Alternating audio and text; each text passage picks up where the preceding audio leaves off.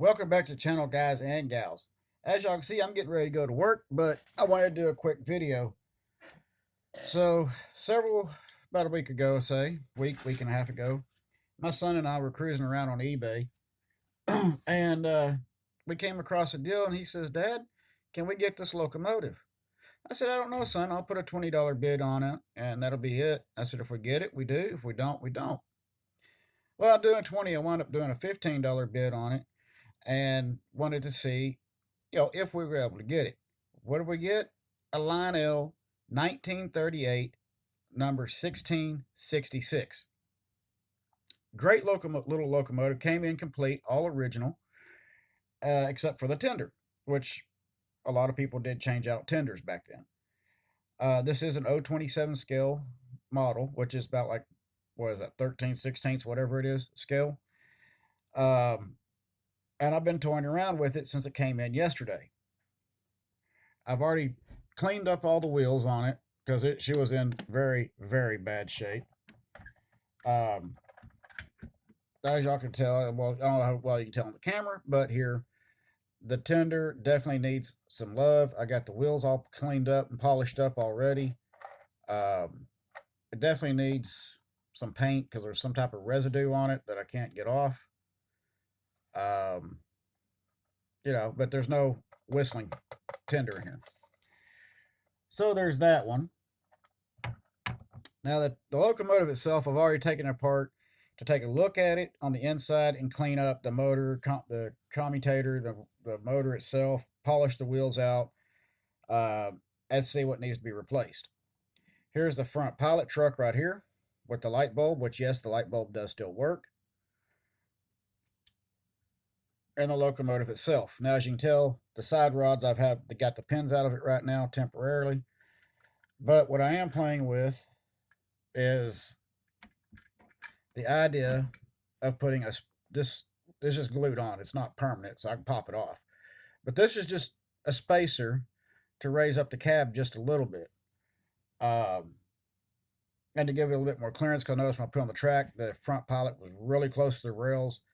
So I wanted to kind of raise that up a little bit. It actually did get power. It does light up.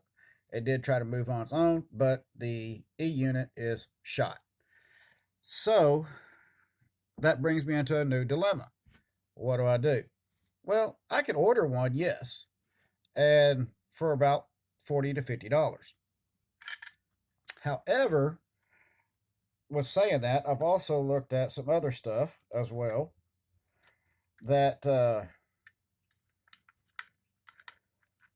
might wind up bringing all these locomotives back into a more modern day era. And one of that being is the, excuse me while I'm kind of playing with this here for a second, putting an electronic board in it, electronic reversing board. Now, the 262 Prairie type locomotives, they weren't big locomotives, so I'm not really worried about raising the height too awful much on this locomotive. More than anything is just to kind of get it up a little bit, give it some more breather room, and kind of take a look at stuff from there.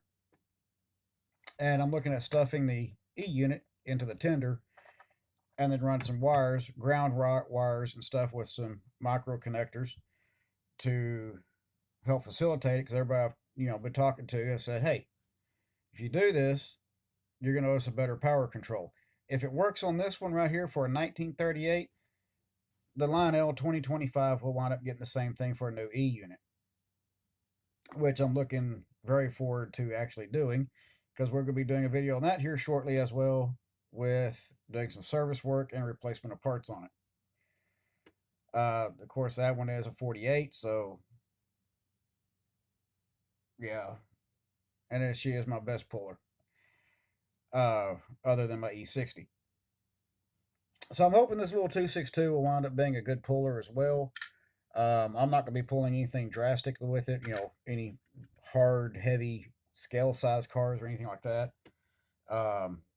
Maybe the short scale box cars, stuff like that. But as far as heavyweights and stuff like that, no. She'll be dedicated to service work.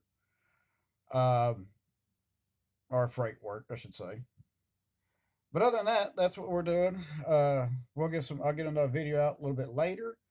I've got to go to work, and I've got 3 days of closing the store, and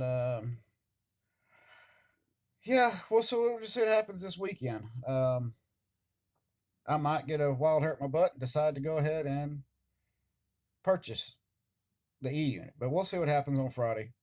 As always, keep the shiny side up, rubber down. I'll see you on the next video later this week, and we'll see how things progress with this locomotive as I'm cleaning it, getting the crud off of it, and get ready to repaint and get her looking shiny again. Who knows? We'll probably be doing the same thing to the 2025 as it progresses as well. We will see y'all then. As always, keep the shiny side up, rubber down. See y'all then. Have a great week. As always, welcome to the channel, all you new subscribers. We'll talk about that later. See y'all later.